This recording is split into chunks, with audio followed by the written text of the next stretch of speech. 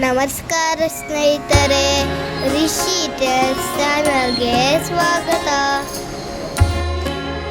Video ಇಷ್ಟ ಆದರೆ subscribe, like, share ಮಾಡಿ. ನವರಾತ್ರಿ ಹಬ್ಬ ಆರಂಭ ಆಗಿದೆ.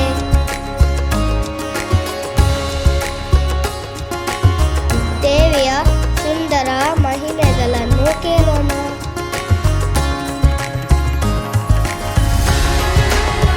9 ದಿನಗಳು 9 ದೇವಿಯರ ಶಕ್ತಿಯ ಕಥೆಗಳನ್ನು ಹೇಳ್ತೀನಿ.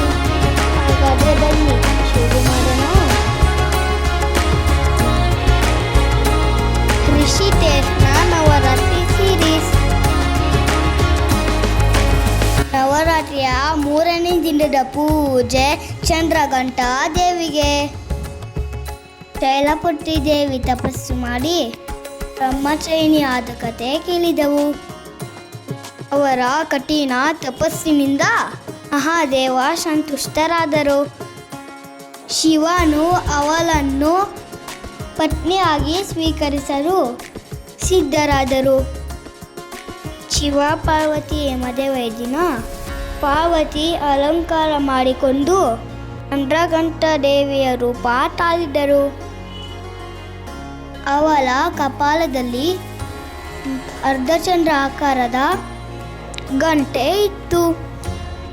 ಅದರಿಂದನೇ ಅವಳಿಗೆ ಚಂದ್ರಘಂಟಾ ಎಂಬ ಹೆಸರು. ಚಂದ್ರಘಂಟಾ ದೇವಿ ಸಿಂಹದ ಮೇಲೆ ಕೂತಿರ್ತಾರೆ. ಕೈಯಲ್ಲಿ ತ್ರಿಶೂಲ, ಖಡ್ಗ, ಕಮಂಡಲು, ಗದೆ ಇರುತ್ತೆ. ಅವಳು ರಾಕ್ಷಸರನ್ನು ಹೊಡೆದು ದೇವತೆಯರನ್ನು ಕಾಪಾಡಿದಳು. ಹೀಗೆ ಬ್ರಹ್ಮಚಾರಿಣಿ ಚಂದ್ರಘಂಟಾ ದೇವಿ ಆದರು. ಚಂದ್ರಘಂಟಾ ಅಮ್ಮನವಿಗೆ ಧೈರ್ಯ ಮತ್ತು ಆತ್ಮವಿಶ್ವಾಸ ಕೊಡ್ತಾರೆ. ಹಾಗಾದ್ರೆ ಎಲ್ಲರೂ ಹೇಳಿ, ಓಂ ದೇವಿ ಚಂದ್ರಘಂಟಾಯೈ ನಮಃ. ನಾಳೆ ದೇವಿಯ ಇನ್ನೊಂದು ರೂಪದ ಕಥೆ ಕೇಳೋಣ. ನೀವು ಕೂಡ ದೇವಿಗೆ ನಮಸ್ಕಾರ ಮಾಡಿ ಆಶೀರ್ವಾದ ಪಡ್ಕೊಳ್ಳಿ. ರಿಷಿ ಟೆಲ್ಸ್ ನೋಡೋಣ ಮರಿಬೇಡಿ.